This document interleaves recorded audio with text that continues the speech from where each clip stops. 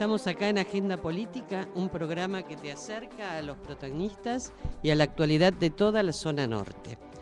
Hoy tenemos de invitado al candidato a intendente Pablo Chamatropoulos, con el que vamos a estar charlando durante todo el programa. Y antes de empezar el programa queremos solidarizarnos con el periodista Víctor Hugo Morales, porque ha sufrido realmente un atropello, alguien que permanentemente nos ha alertado, aún antes de que saliera la ley de servicios de comunicación audiovisual, lo que estaba ocurriendo con los pequeños medios, o no tan pequeños, del interior del país con respecto al fútbol en especial. Dicho esto, y como lo tenemos acá a Pablo Chamatropoulos, que fue miembro del Consejo Deliberante de San Isidro, presidente del Centro de Orientación de Defensa y Educación al Consumidor, y ahora es candidato a intendente por la lista Renovación. Así es, por la lista Renovación San Isidro. San Isidro, Renovación San Isidro. Bueno, entonces, antes de empezar vamos a preguntarle cuál es la música que prefiere, que va a ser la que nos va a acompañar durante el programa. Así nos habla un poco de él también, la música que le gusta. Bueno, la verdad es que, primero gracias por la invitación. Ya he venido a este estudio y la verdad que es un estudio muy lindo y me gusta mucho venir. Así que, ante todo, agradecer especialmente la invitación al programa. Después, respecto a la música, la verdad que soy muy amplio. Me gusta mucha música en general, música romántica, me gusta el folclore también, me gusta el tango, me gusta el rock.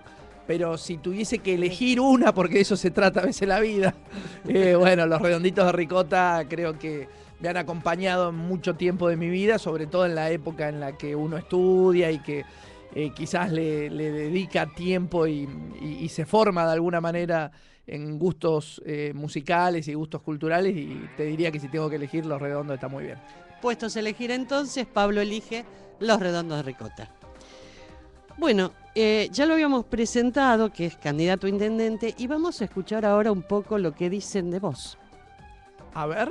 A ver, por ejemplo, dicen en internet, ¿no? No me digas. Pablo es un excelente dirigente social con una clara visión de los derechos de tercera generación. Esto, un comentario en tu LinkedIn. Su tema central son los derechos del consumidor. En su larga labor como funcionario público en la Oficina Municipal de Información al Consumidor, supo desarrollar una gestión eficiente y ejemplar, tal como fuera calificada por asociaciones expertas en eficiencia de la gestión. Mira qué bien. Mira vos, eso debe haber sido algún amigo. Algún amigo seguramente. No sabía, no lo leí. Es bueno leer lo que dicen de uno. Tal cual. Y otra de las cosas que aprecian son su perfil de compromiso social, la transparencia de su gestión y su capacidad de gestión. Así que bueno, hechas estas presentaciones, nos gustaría ahora que te presentes vos. Bueno, qué momento, ¿no? Después de eso, ¿qué decir? Bueno, mira, creo que la presentación en primera persona a veces es compleja, pero uno puede sintetizar. Yo soy un sanisidrense, nacido en San Isidro, en la maternidad municipal, esa que hoy da lugar a los tribunales de familia, ahí en la calle Bilbao. Cuando yo nací, ya hace 40 y pico de años, la maternidad municipal estaba ahí, un sanisidrense que ama su ciudad, que me ha tocado vivir en otros lugares del interior del país. Mi padre era guardaparque, así que me crié en el interior del país, que soy un enamorado de la ciudad en que nací, que creo que es una ciudad que puede estar mucho mejor de lo que está, y que le he dedicado buena parte de mi vida profesional a trabajar en función de un servicio a la comunidad. Me enamoré también del derecho al consumidor, porque creo que el derecho al consumidor es un lugar desde el cual se pueden dar respuestas concretas. Así que es cierto lo que señalaba ahí, no sé si lo bueno, pero sí que me he especializado en el área de derecho al consumidor, porque creo que desde ahí se pueden dar respuestas concretas a la ciudadanía.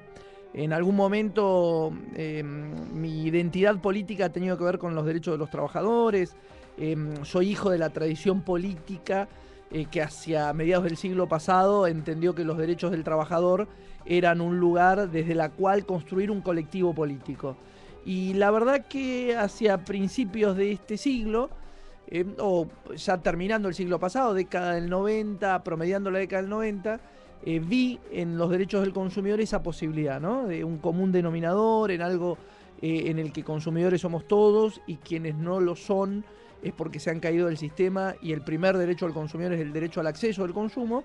Y la verdad que me apasioné en ese tema, me fortalecí allí y entonces empecé a trabajar en esa cuestión y la verdad que lo he hecho con ganas y con entusiasmo. Bueno, me avanzaste mucho sobre todas las preguntas que te iba a hacer. Perdón. No, pero todo lo contrario.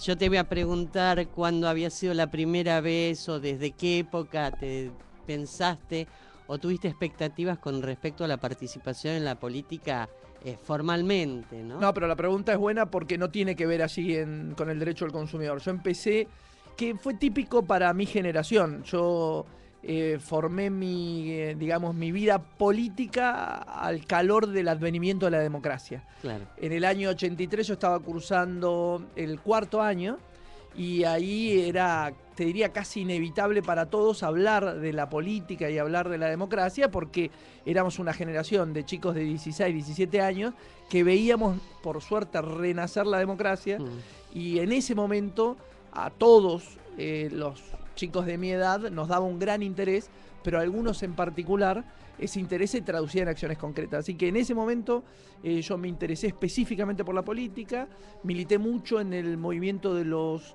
estudiantes secundarios. En ese tiempo siguen teniendo hoy. ¿Qué expectativas tenías en aquel momento? Porque Y bueno, uno cuando empezaba a militar y era joven pensaba, bueno, si yo tal cosa, haría tal cosa. En ese momento todos los estudiantes estábamos muy entusiasmados con temas que habían sido muy fuertes antes del advenimiento de la dictadura y que volvieron a tomar fuerza en la década del 80 con temas muy fuertes para los estudiantes secundarios, que era la libre agremiación estudiantil y el derecho al boleto secundario.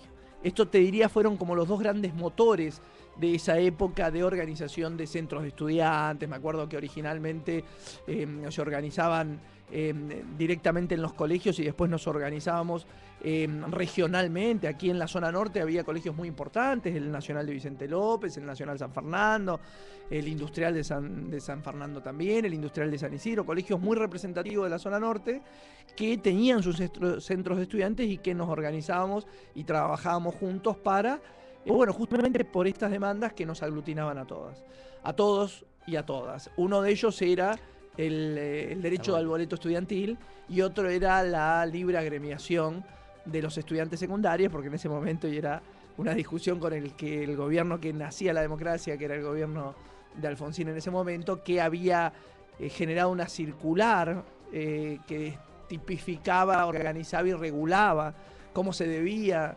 instrumentar un centro de estudiantes, y nosotros con todo ese ímpetu propio de la juventud decíamos, no nos digan cómo organizarnos, tenemos que organizarnos. Nosotros sabemos. O por lo menos queremos darnos la forma que nosotros pretendemos. Sí, así que llegué a la vida política, te diría, desde ese lugar, que era la agremiación estudiantil independiente. Yo tenía mi cultura política que, te decía, venía de esa tradición nacional y popular. Después tuve una etapa de militancia más partidaria de la mano del peronismo. Me desencantó mucho, desgraciadamente, el peronismo de la década del 90, ese que se representó desde el estado del menemismo. Así que me fui ahí de la militancia partidaria. Volví luego en un espacio temporal de la mano de lo que fue el renacimiento de varios sectores progresistas con el Frepaso. Y bueno, y después de todo ese devenir más partidario, más sectorial, me enfoqué en lo que me especialicé incluso académicamente y profesionalmente, que fue el derecho al consumidor. Bien. Bueno, vamos a hacer el primer corte musical escuchando algún tema de Los Redondos, que es lo que prefiere acá el candidato Pablo.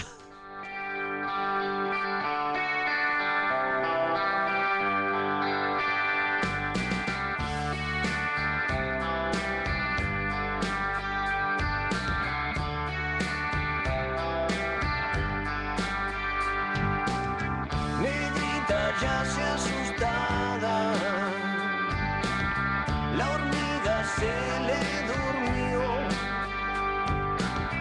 Dios ya no quiere que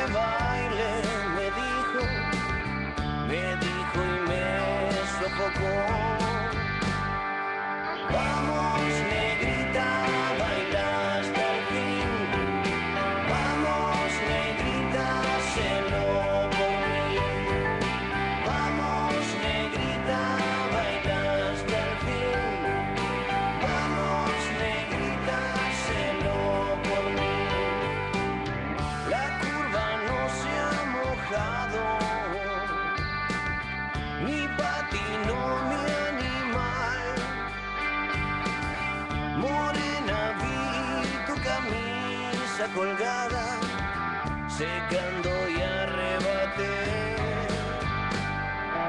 Vamos, negrita, baila hasta el fin. Vamos, negrita, hazlo por mí. Vamos, negrita, baila hasta el fin. Vamos, negrita, hazlo por mí.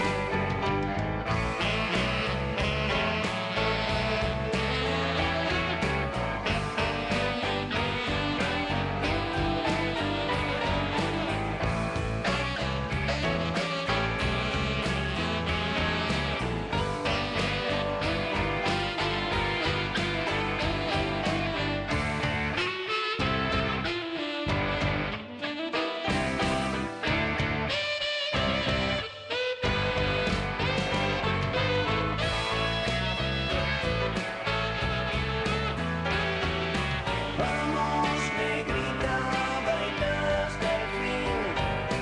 Vamos, negrita, hazlo por mí. Vamos, negrita, baila hasta el fin. Vamos, negrita, hazlo por mí. Fuera pechito dañino, milagro te hará cambiar.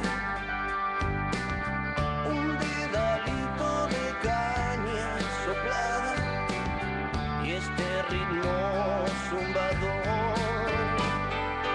Vamos, negrita, baila hasta el fin. Vamos, negrita, hazlo por mí. Vamos, negrita, baila hasta el fin. Vamos, negrita, hazlo por mí. Tum, tum, te agita, morena. Tu cuerpo se impacientó. Dios ya no me aguanta quieta, me dijo. Corre, corrida, puro. Vamos, negrita, baila hasta el fin. Vamos, negrita, hazlo por mí. Vamos, negrita, baila hasta el fin. Vamos, negrita, hazlo por mí. Vamos, negrita, baila hasta el fin. Vamos, negrita, hazlo por mí. Vamos, negrita, baila hasta el fin. Vamos, negrita, hazlo.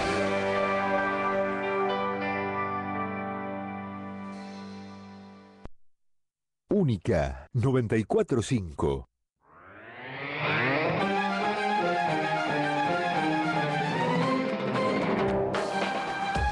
Bueno, estamos de vuelta acá con Pablo Chamatrópoulou conversando con este candidato a intendente de San Isidro. Ustedes saben que esta radio sale para San Isidro, San Fernando, Tigre, Vicente López y San Martín. Si se quieren comunicar telefónicamente pueden hacerlo al 4766-1120, por Twitter a @Radio Única con Y y K, y si no al Facebook en Radio Única también con Y y K. Bueno, estábamos conversando sobre las preferencias, los orígenes de su militancia política y por los derechos de tercera generación, como son los derechos al consumidor. Así es. Y vamos a hacerle algunas otras preguntas un poquito más concretas sobre el municipio de San Isidro, al cual aspira a gobernar. Así es. Una de las preguntas que queríamos hacerte era, ¿qué porcentaje del presupuesto municipal pensás, llegado el caso de que accedas a ser intendente, de destinarle a áreas como, por ejemplo, salud, ambiente, seguridad? Nosotros vemos que, por ejemplo, si hacemos una torta con el presupuesto municipal, y esto ocurre en muchos municipios de la zona norte, las áreas son como muy amplias, Claro. excesivamente amplias, lo que hace que a veces se diluyan las posibilidades de acciones más concretas, ¿no? Entonces, por ejemplo, en el presupuesto actual hay un 10% para obras públicas y un 21% para espacio público, Claro. quedando un poco difusa la cuestión. La Secretaría que tiene que ver con la integración de la comunidad, la niñez, la adolescencia y familia tiene el 14%, la Inspección General, Planeamiento Urbano y Tránsito el 11%, la Secretaría General de Gobierno el 12%, los programas las partidas no asignables a programas tienen un 5%, el Consejo Deliberante el 2% y la Secretaría de Salud Pública el 25%, que realmente es la que tiene mayor porcentaje de un presupuesto que ascendía a 2.588 millones de pesos aproximadamente, recibiendo recursos que son propios de origen municipal, de origen provincial y de origen nacional. Entonces, la pregunta apunta, en el caso de que accedieran ustedes a ser gobierno en un municipio tan importante como el de San Isidro, ¿qué porcentaje le darían a áreas como, por ejemplo, el tema ambiental, que tiene que ver, me explicarás vos tu visión, pero te digo la mía en particular, no tiene que ver únicamente con la ecología y con el cuidado de los recursos naturales, que hay que cuidarlos, por supuesto, sino que el tema ambiental tiene que ver con la calidad de vida de la población? Vos sabés que el desarrollo sustentable es una mesa de 3 patas. Una pata es el desarrollo económico, otra pata es el desarrollo social y otra pata, la tercera, que es la preservación de los recursos naturales. Todos. En ese sentido, si una de las patas queda más corta, la mesa se chinga y se nos cae lo que ponemos encima. Entonces, teniendo en cuenta esa mirada, y como no lo vemos específicamente, a lo mejor está en alguna de estas áreas y en chiquitito, el tema ambiental, vos sabés que estamos transitando los comienzos bastante acelerados de un cambio climático, y frente a este cambio climático hay 2 formas de actuar que no son, que no se anteponen. Una en particular es, tratar de generar menos emisiones y de colaborar lo menos posible en la destrucción de la capa de ozono y el aumento del efecto invernadero. Pero otra, y fundamental, es cómo nos vamos preparando para adaptarnos a ese cambio climático, teniendo en cuenta que las poblaciones más vulnerables son las que más lo van a sentir, por inundaciones, Claro.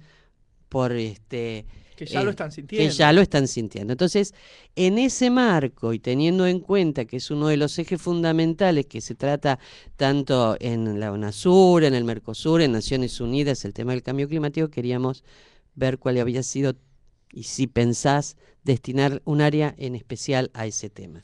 Bueno, primero te agradezco la pregunta porque, y esto es bueno, tienen un nivel de información y desarrollo que es destacable porque en general los presupuestos municipales pocas veces son desentrañados como lo han hecho ustedes en lo que tiene que ver con la lectura del presupuesto que actualmente se está ejecutando en San Isidro. Y hay varias cosas para decir. Primero, suscribir las preocupaciones tuyas en materia medioambientales.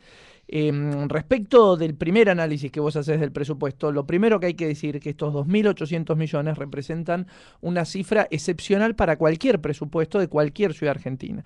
La Argentina tiene 1.800 municipios, no hay ninguno que tenga esta combinación de recursos con cantidad de habitantes, con superficie territorial. Para ponerlo comparativo, ¿no?, con cualquiera de los otros municipios del conurbano bonaerense. Por ejemplo, Moreno tiene un presupuesto algo menor que el nuestro. Nosotros tenemos este año 2.800 millones, Moreno tiene alrededor de 1.800 millones, pero nosotros tenemos 48 kilómetros cuadrados y Moreno tiene 180 kilómetros cuadrados. ¿Qué significa?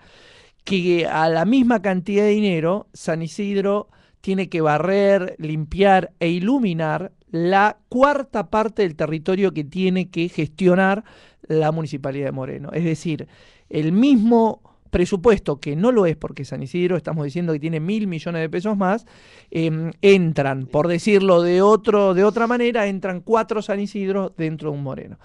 Si la cuestión territorial no fuese suficiente, que lo es porque es una matriz de gasto muy fuerte, porque un municipio básicamente se nota y se ve en la vía pública. Si bien hay servicios y hay un montón de gestiones que se prestan más allá de la superficie, una parte importante de la matriz, y el cuidado medioambiental básicamente también lo es, tiene que ver con la superficie que tiene. Bueno, volvemos a ese punto en donde con el mismo dinero o incluso con más dinero, San Isidro tiene la cuarta parte de territorio del que tiene Moreno. Pero si vamos a otra matriz del gasto, que es la población, San Isidro tiene 300.000 habitantes para un Moreno que lo elegí como podría haber elegido cualquier otro, ¿no?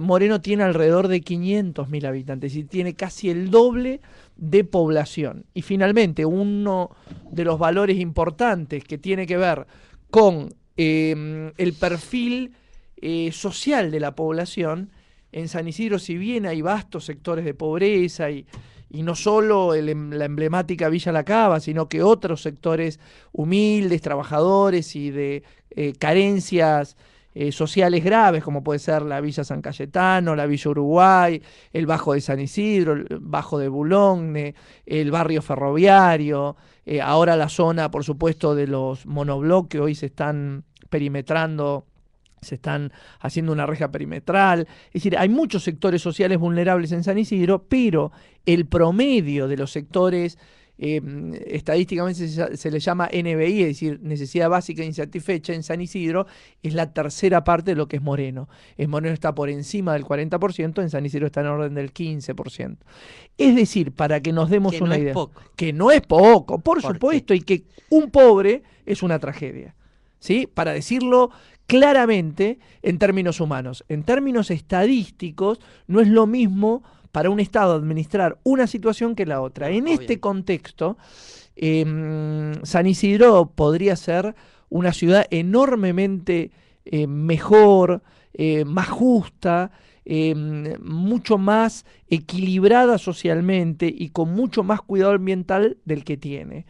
Y por supuesto que este 25% que tiene en materia de salud pública puede ser un parámetro razonable. El tema es cómo se compone hacia adentro, porque imaginemos que solo de esta cifra hay un importe que está entre el 3 y el 5% que el municipio ha destinado a publicidad, que no tiene ningún otro objeto que la campaña política del actual intendente, que intentó vanamente durante casi un año, desde finales del año pasado hasta promediado este año, ir como candidato a gobernador. Ahí se ha ido una masa monumental de recursos, seguramente te acordás, páginas completas de los matutinos más importantes del país, que leen desde Tierra del Fuego hasta Salta, sí, con una página completa del famoso San Isidro. Y ese dinero del sanisidrense gastado en publicidad no está en salud pública. Entonces, además de los porcentajes, que para ser concreto con tal cual, que tiene que ver con este 5% que señalas vos de partidas no asignables a programa, pero también está en este 12% de Secretaría General de Gobierno de Administración Privada, que tiene que ver fundamentalmente con la burocracia estatal, y que tiene que ver con esos gastos que tranquilamente pueden ir a programas medioambientales, a programas sociales y sobre todo a programas que reflejen una mejor calidad de vida de los vecinos sanisidrenses. Muy interesante este análisis que estás haciendo. Yo te quería hacer una pregunta que ocurre tanto en San Isidro como en Vicente López, que es que la integración no está dada en forma perpendicular al río, que es, digamos, somos municipios costeros, ¿no es cierto? Es un enorme privilegio. Somos municipios costeros y la integración no está dada en forma perpendicular, sino que hay como franjas paralelas al río que van separando distintos estratos, donde a medida que nos vamos alejando del río tenemos mayores problemas y parecería ser que aquella parte de la ciudad, el oeste, lo digo en San Isidro, lo digo en Vicente López también, parecería otra ciudad. Sí, lamentable, pero es así. Entonces, ¿tienen pensado alguna manera de integrar? Por supuesto. Porque hasta las vías de comunicación, porque si nosotros vemos acá que tenemos una Secretaría de Obras Públicas que destina solamente un 10% del presupuesto, no me imagino cómo van a poder pensar en integrar de otra manera. Y bueno, pero que es lo que señalás vos, y la verdad que lo dice el propio vecino. El vecino te habla de dos San Isidros, Como también, desgraciadamente, y está bien señalarlo porque hace la región metropolitana norte, como te hablan de dos Vicente López. Desgraciadamente, con un, digamos, con un este ribereño privilegiado y un oeste urbano desfavorecido. Y esto lo ve el propio vecino y encima, como bien vos decís, como la Argentina en general, en su historia urbana, se ha concentrado hacia el puerto, todas las vías ferroviarias, las vías de tránsito, las rutas nacionales son convergentes hacia la capital federal, nos recorren, como bien vos señalás, transversalmente. Entonces, sobre una cultura ya, te diría, de estructura urbana, que viene en paralelo, las rutas nacionales, los transportes nacionales, hasta te diría el transporte aéreo nos recorre en esa dirección, entonces hay que hacer un gran esfuerzo desde el Estado para que eso, para generar una verticalidad hacia el río y que sea el río de todo San Isidro, no desde lo recreativo solamente, sino también desde lo urbanístico, que aún el vecino de Boulogne se sienta en un municipio privilegiado con costa de río, que lo es, pero que en la práctica lo tiene lejos, lo tiene aparte urbanísticamente, te diría, diferenciado, y allí hay que tener una fuerte orientación del Estado, pero fundamentalmente te diría algo que es clave y que me parece que en la Argentina se ha aprendido, que tiene que ver con la decisión política. A veces no es una cuestión solo de recursos, a veces no es una cuestión solo de obra pública, sino que es esencialmente una cuestión de decisión política. Si se tiene la decisión política, después hay distintas herramientas. Está la posibilidad de instalar, por ejemplo, la cuestión gubernamental en la zona más desprotegida para llevarle así el desarrollo. Está la posibilidad de generar más obras en las zonas más desprotegidas. Está la posibilidad de generar acciones públicas.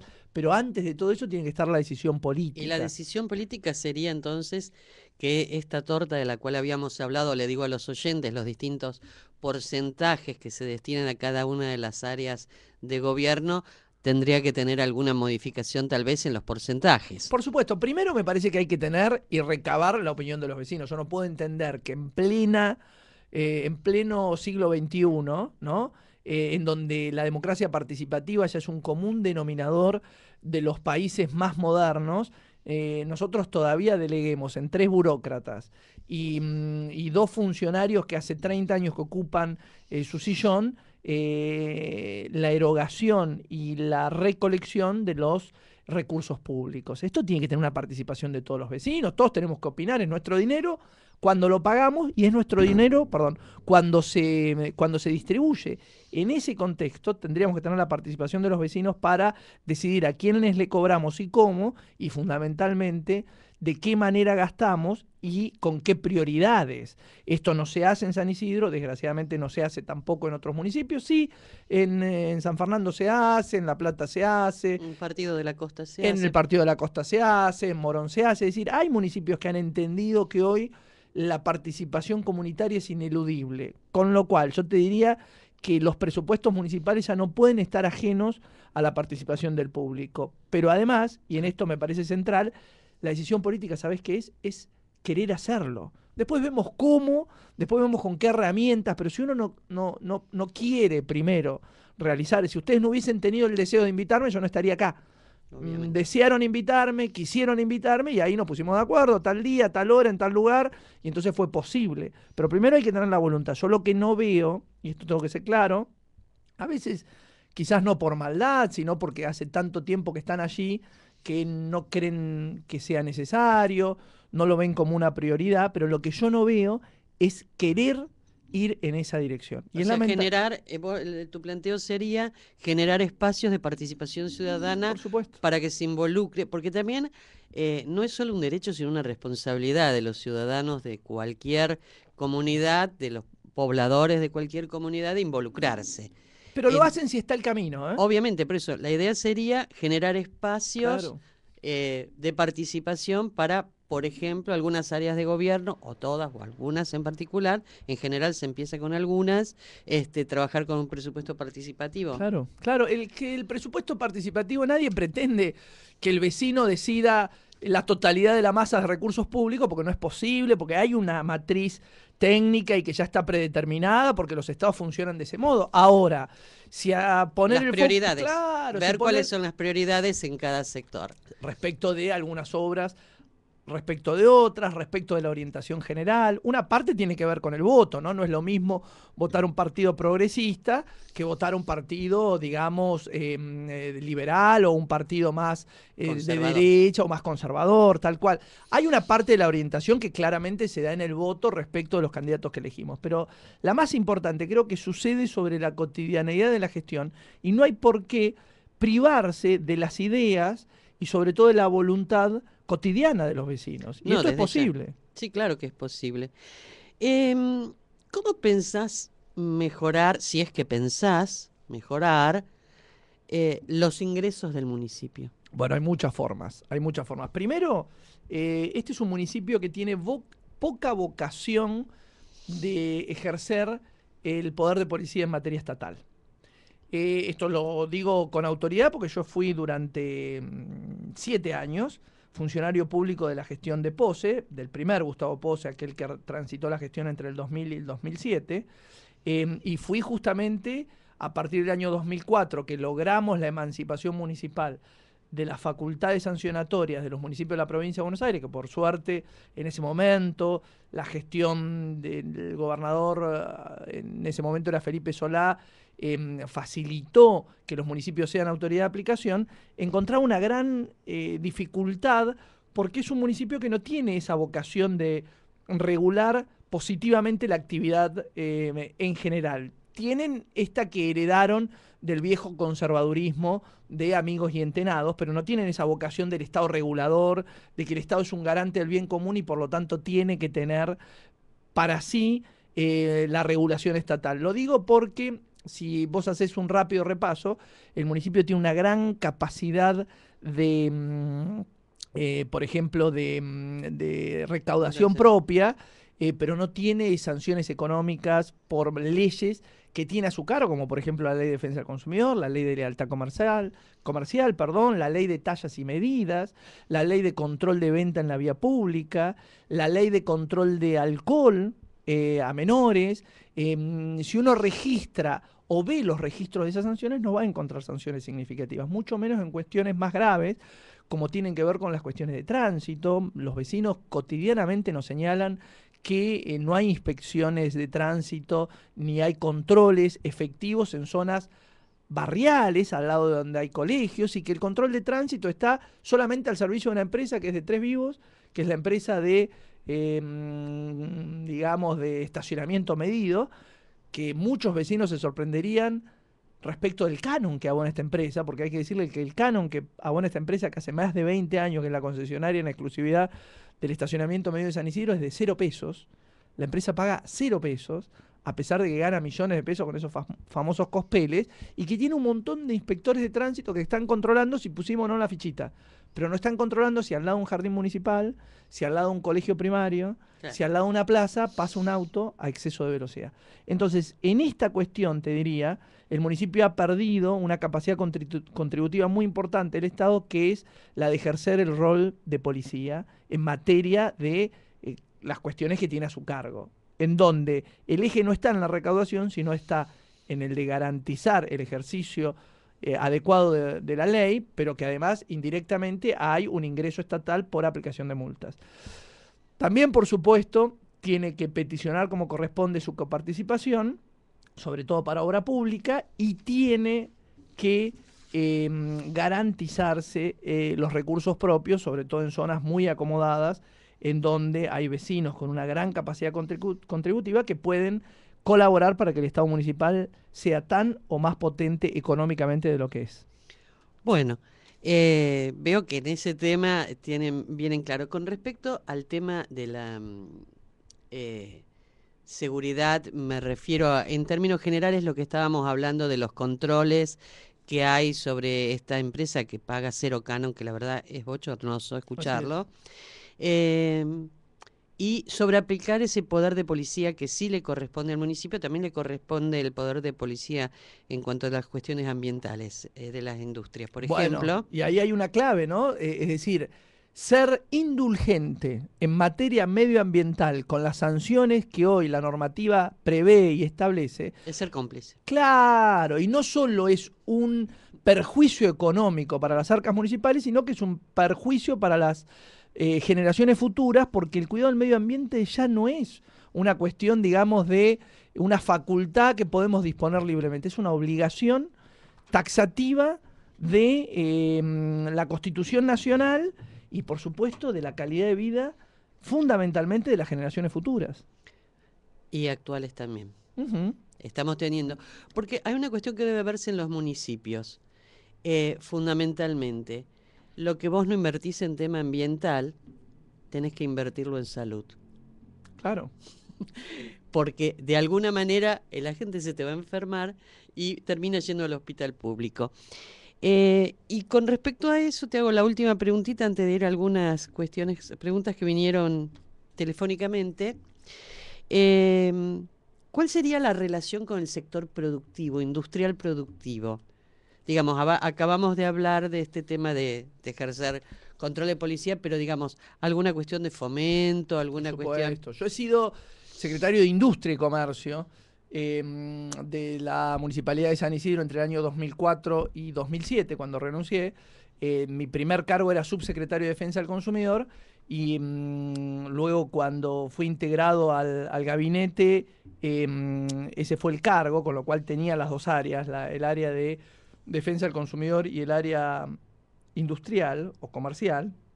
Y la verdad que soy un pro industrialista fanático, porque así como hay que repartir la torta económica, hay que fomentar su propia generación. Y el Estado tiene un montón de recursos, hay tantos industriales, hay tanta gente con ideas buenas y nuevas que necesita el apoyo del Estado, hay tanto parque industrial que permite conectar y compatibilizar esfuerzo, hay mucho para hacer, y San Isidro, contrariamente a lo que se supone, tiene una media de industria que está por encima del promedio nacional. Nosotros a nivel nacional tenemos 1,3 industrias cada 1.000 habitantes, y en San Isidro tenemos 1,5 industrias cada 1.000 habitantes. Es decir, tenemos un gran desarrollo industrial. Por supuesto, no es el que tiene San Martín, no es el que tiene probablemente Villa Martelli, pero tiene un desarrollo industrial importante que hay que complementar, que hay que impulsar, que hay que ordenar, por supuesto, y que hay que compatibilizar con la matriz urbanística y residencial de San Isidro, pero en el que hay que volcar un esfuerzo muy importante, porque si no hay industria, no hay empleo, si no hay empleo, no hay recurso económico, y hoy la gente de todos los sectores sociales te demanda, además de seguridad, te demanda empleo. Absolutamente. Es decir, la primer demanda es la demanda de seguridad, que es en la que nos va la vida, pero la demanda que le sigue a esa es la de un empleo digno. Con respecto, y antes de irnos a una tanda musical, con respecto a seguridad, acá hay una consulta para Pablo de Lucas de Villa de Lina, que dice, ¿cuál es el plan de su espacio para el tránsito y cómo ve el tema de seguridad hoy en San Isidro? Que lo va a contestar después de esta tanda musical.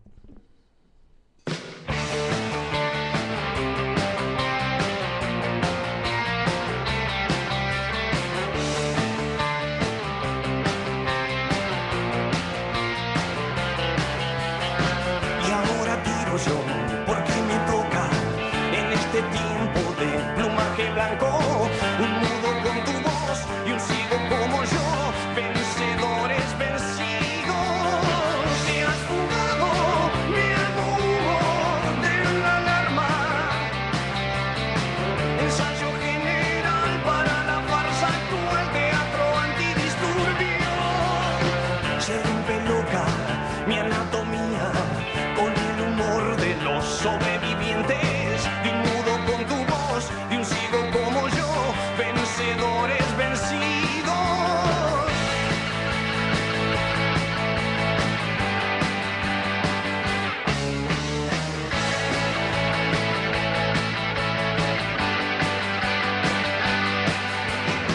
Leyendo diarios en un baño turco, empañando Ray-Bans, mascando un hueso. Tu perro, un perro cruel, con la costumbre de no contentarse con los restos. Ovejero que descansa en manto negro, ensayo general para la farsa actual, teatro antidisturbio.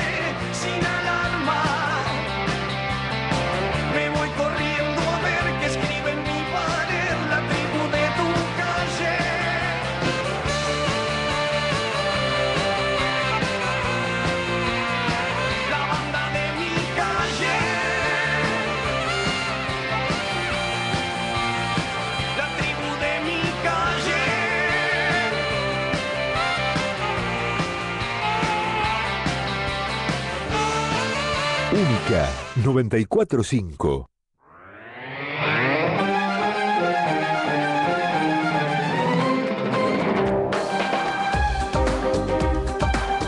Bueno, seguimos acá conversando con Pablo Chamatrópoulous y habíamos dejado una pregunta pendiente que habían hecho en forma telefónica, que es de Lucas de Villa Adelina, que decía: ¿cuál es el plan de su espacio para el tránsito y cómo ve el tema de seguridad hoy en San Isidro? Bueno, primero a Lucas, muchas gracias por la pregunta. Yo creo mucho en las gestiones y en los programas que se hacen recíprocamente. Por supuesto, cuando uno ofrece, digamos, una opción de gobierno, tiene que tener absolutamente clara y organizada cuáles son los ejes centrales, cuáles son las ideas, cuáles son los programas, cuál es la matriz de gobierno. A mí me ha venido muy bien ese tránsito por la gestión pública municipal porque conozco las áreas, conozco su gente, conozco el territorio. Ahora hace 8 años que estoy timbreando, he tocado más de 30.000 timbres. Por lo tanto, he estado dentro del Estado, he estado fuera del Estado, siempre en San Isidro, viendo, si se quiere, todas las caras de esta moneda, que es una ciudad maravillosa que podría estar mejor. Pero siempre creo mucho más en el político que escucha que en el político que habla. Y en ese sentido me parece que lo de Lucas, si lo plantea es porque también tiene una idea. Entonces a veces animarnos a decir cuál es nuestra mirada y cuál es nuestro aporte. Porque hay un montón de vecinos que tienen en cada rincón de San Isidro la sugerencia para la gestión que tiene que ver con su propia realidad. Lo que yo veo desde este tránsito que he hecho por San Isidro es que la seguridad es un déficit muy fuerte, que por supuesto así el municipio tuvo su intención a partir de las 1000 cámaras que instaló en su momento, a partir de los móviles comunitarios, pero no ha hecho mucho más allá de eso. Pensando que también la seguridad es un área integral en donde hay una parte que es muy importante, que es el control de la vía pública, la detención de un delito cuando sucede, pero fundamentalmente la prevención. Y cuando se trata de prevención, no es solo la prevención del delito en la vía pública, sino también del origen del delito, la cuestión social. A mí me ha pasado mucho que recorriendo sectores muy humildes, los propios habitantes de las zonas más marginales de San Isidro me cuentan situaciones de inseguridad desgarradoras y que me cuentan ellos mismos cuál sería el antídoto. Y el antídoto muchas veces es sacar a los chicos de la droga, el antídoto es sacar a los chicos de la esquina, el antídoto es el Estado presente en el lugar. El Estado presente en el lugar.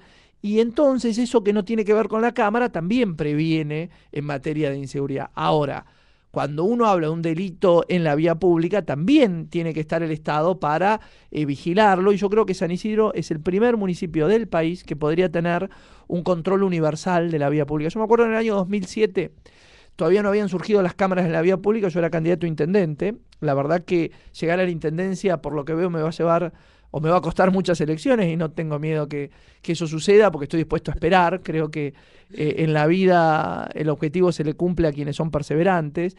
Y en el 2007 yo me ofrecí a la ciudadanía sanisidense y la ciudadanía ha dicho que no era el momento y yo soy respetuoso de ese proceso. Pero me acuerdo claramente que proponía el tema de las cámaras y había un gran debate porque todavía no estaban instaladas. Finalmente las cámaras vinieron y se instalaron masivamente. Hoy lo que digo en ese punto, y también genera algún ruido, que San Isidro podría tener universalizada la vía pública en cámaras de seguridad. ¿Esto qué significa? Que sí, te hace ruido porque nos hace ruido a todos, pero es a dónde va el control del Estado sobre la vía pública para que no haya delitos. En Londres, que han tenido procesos de inseguridad graves, algunos de origen local y otros internacional. Por suerte la Argentina está lejos de ese escenario, pero sí tiene una tasa de inseguridad muy alta. Cuando vos salís de tu casa y volvés a tu casa, quedás registrado en 42 cámaras distintas. En cualquier lugar de nuestro país, y en la capital federal y la zona norte, que es donde más monitoreada está la vía pública, en el mejor de los casos es de 4 a 14 cámaras entre que salís de tu casa y que volvés. ¿Esto qué quiere decir? Que todavía no se hace lo suficiente. Y a mí me parece, sobre todo si comprometemos a la ciudadanía, San Isidro tiene 1.667 manzanas y unas 6.300 cuadras. Hoy tienen 1.000 cámaras con un control limitado. Si San Isidro se diera el permiso y se animara a hacer ese salto cuantitativo de tener alrededor de 6.000 cámaras, podríamos universalizar el control de la vía pública y por supuesto no habría centro de monitoreo que alcance. Y ahí me parece que hay que contar con los vecinos. ¿Por qué no puede Como sociólogo, Sí.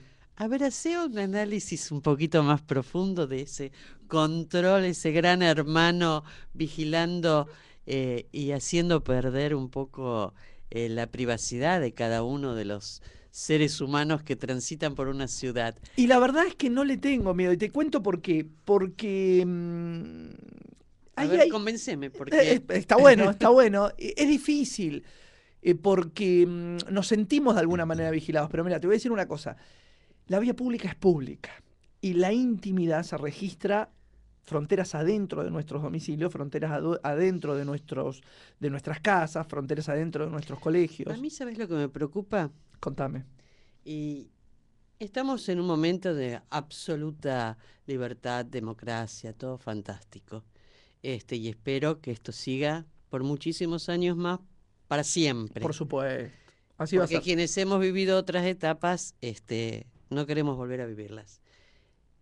Pero en un hipotético caso donde la democracia haya sido avasallada, es un instrumento peligrosísimo. Bueno, entonces yo creo que debemos, viste, hay cosas que son probables y otras que son posibles, ¿no? Bueno, yo creo que también tenemos que ponernos a pensar otras maneras por supuesto. de prevenir el delito sin dejar un instrumento en manos del Estado, que hoy es un Estado democrático, que debería ser, y esperemos que sea para siempre. Es que lo va a pero hacer.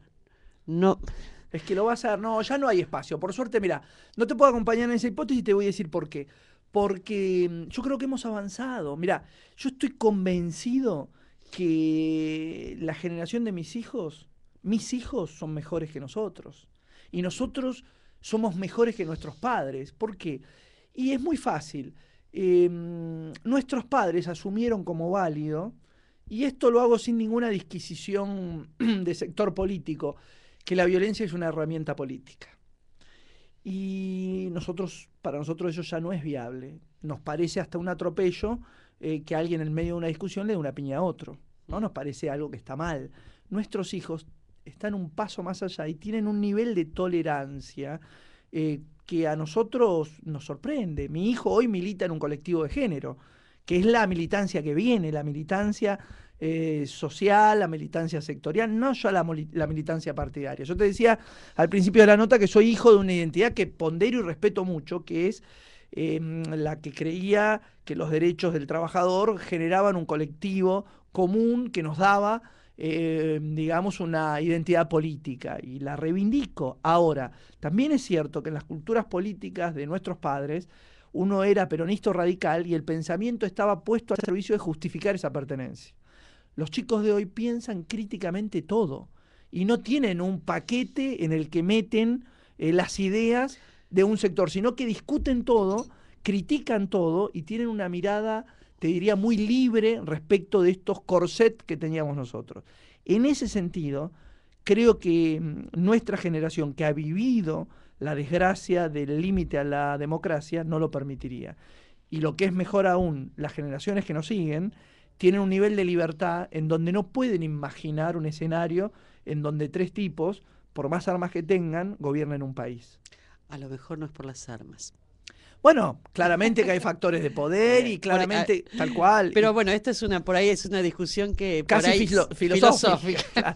Pero volviendo al tema de la seguridad, que me parece que respeto, porque creo que es un debate, me parece que el nivel de flagelo que tenemos en la vía pública nos obliga a ser muy audaces en las ideas que vamos a implementar. Yo creo mucho en que el vecino se puede comprometer y por qué no puede estar atento a lo que sucede en su barrio, y por ahí contamos con los propios vecinos para hacer lo que el Estado a veces no puede hacer, que tiene que ver con esto de cuidarnos todos entre todos. Porque yo creo, y en esto sí, claro, yo creo que la gran mayoría de los vecinos, la gran mayoría de la gente es buena, es bien intencionada y si se le permite, ayuda y colabora.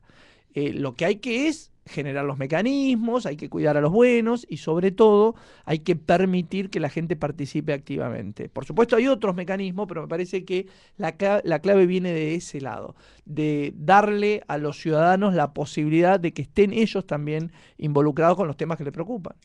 Bueno, antes de terminar, porque ya se nos está acabando la hora, y de volver a escuchar otro tema de Los Redondos, te quería hacer una pregunta un poco más política partidaria que tiene que ver con tu candidatura, que es ¿por qué decidiste, en vez de ir con una lista única, sumarte al Frente Progresista?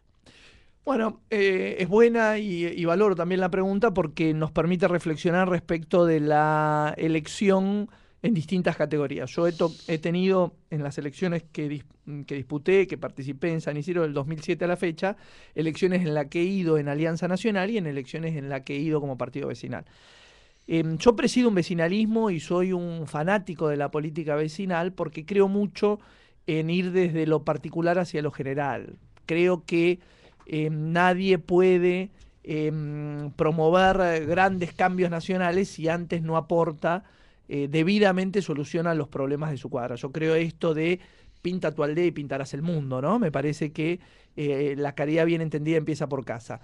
Y la política es necesariamente desde lo municipal a lo nacional. Por eso confío en el vecinalismo. Ahora, en las elecciones conjuntas es inevitable no hacer acuerdos políticos. Y allí hemos hecho un acuerdo con quienes nos sentimos representados a nivel nacional, que es un espacio que respeta valores, que respeta principios de justicia social.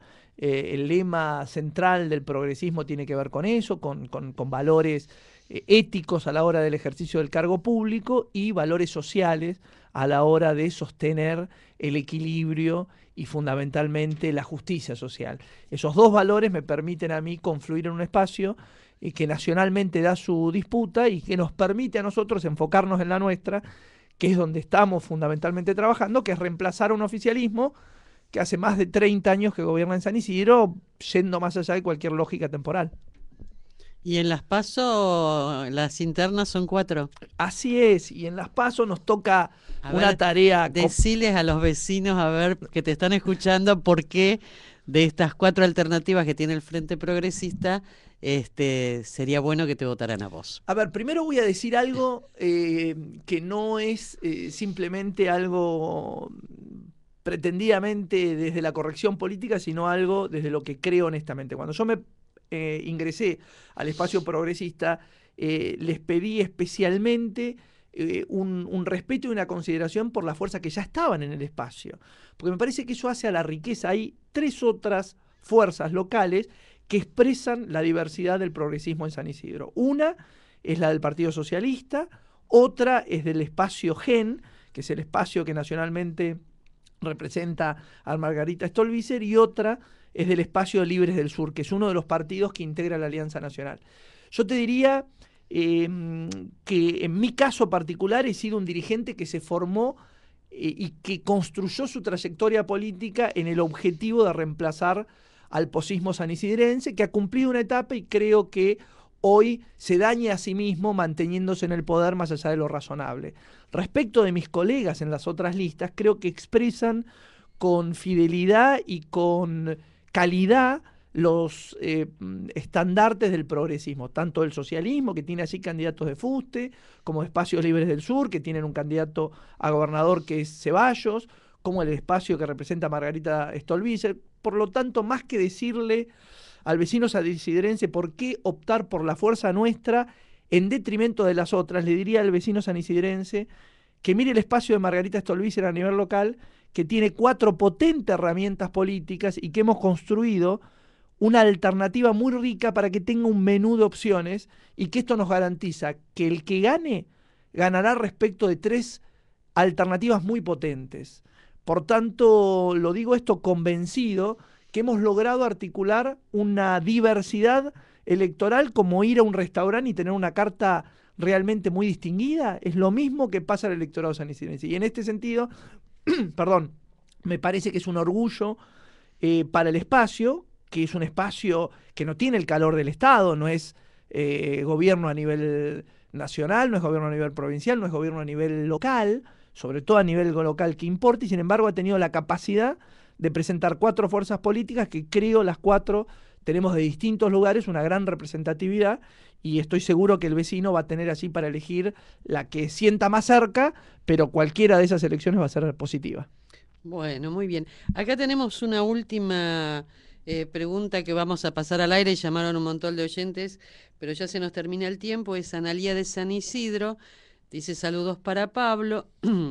Pregunta cómo fue su paso en el Consejo Deliberante y qué se puede hacer para mejorar nuestra participación en esa toma de decisiones. Creo que eso un poco ya hablaste de cómo se vería la participación de los vecinos. Sí, no pero sé si querés decir algo cortito con respecto al Consejo Deliberante. Muy cortito, porque la verdad que yo estoy contento por mi paso en el Consejo Deliberante, pero la verdad es que es un Consejo Deliberante que tiene muy poca participación de vecinos, no solo por el horario en que se reúne, sino por la temática y la poca inclusión que tiene respecto a herramientas que se están usando mucho en otros lugares, como la famosa Banca 25, que le permite a los vecinos defender su propia iniciativa.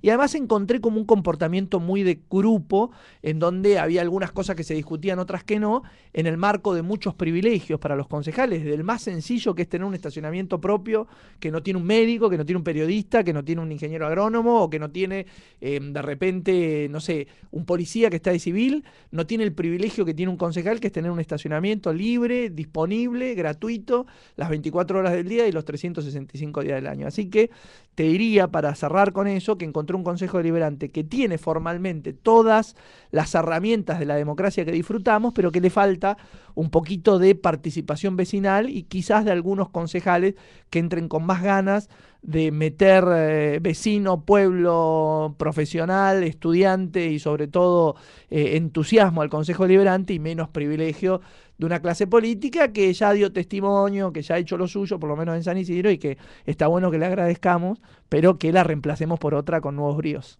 Bueno, entonces nos podemos ir despidiendo, agradeciendo tu visita, toda tu charla, toda tu exposición, con el tema de los redondos que acá le gusta a Pablo, y esperemos antes, no sé si antes de las PASO, pero antes de octubre seguramente volver a tener una charla con vos, porque estamos tratando de convocar a todos los candidatos a intendentes de no solo de San Isidro, sino de otras regiones a las que alcanza la radio. Qué bueno, qué buena idea. Ojalá que vengan todos, que todos puedan expresar sus posiciones, sus sueños, sus expectativas, y por supuesto cuenten conmigo para cuando lo dispongan, ya sea viniendo al estudio o directamente en forma telefónica, pero me encanta la radio y estoy a disposición. Bueno, muchísimas gracias. Nos vemos el próximo jueves a las 19 horas, en Radio Única FM 94.5. Y ya saben que pueden llamarnos telefónicamente, mandarnos o twitters a @Radio Única con Y y K, llamarnos telefónicamente al 4766-1120, o si no por Facebook en Radio Única con Y y K. Nos vemos el próximo jueves. Se les